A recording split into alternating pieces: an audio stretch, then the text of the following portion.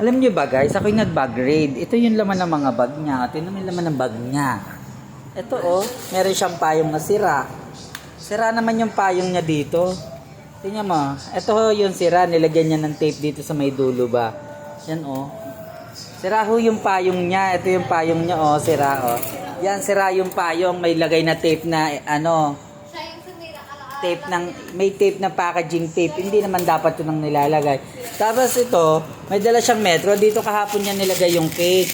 At saka yung ano nga yun? Cake at saka yung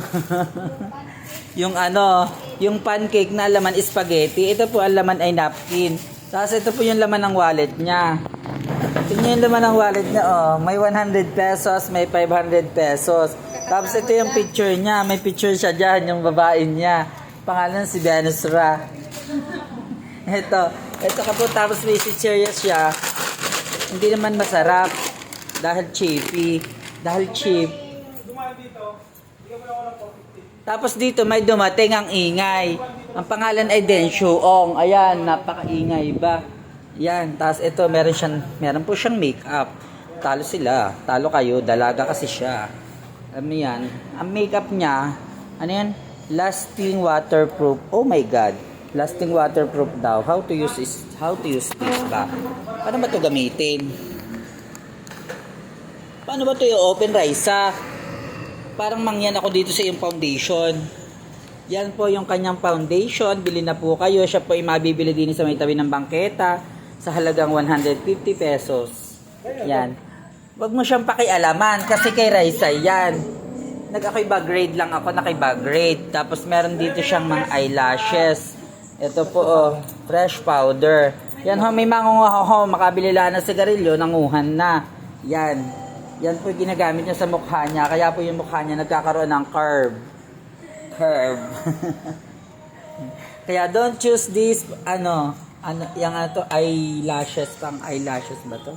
Aywan ko, hindi ko lang. Ito po yung kanyang lip tint, no name. Kasi po, pag kumapit po ito, parang naglagay kayo ng magnet sa nguso.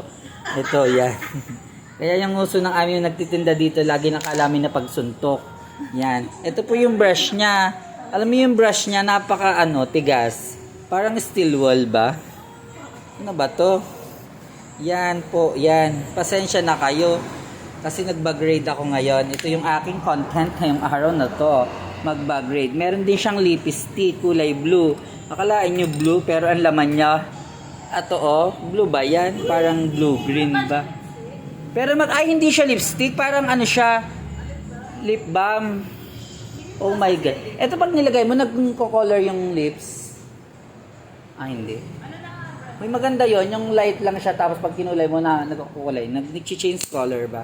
Meron din siyang Be Fresh. Alam niyo ba ang Be Fresh kung pang kasi kailangan din siya nakabili ng mouthwash, kaya Be Fresh na lang. Okay? Meron din po siyang to? Pang to? Paano bang gamit nito? Ano bang gamit nito? Ito po yung kanyang lipstick. Alam niyo po ba ang lipstick? Lipstick.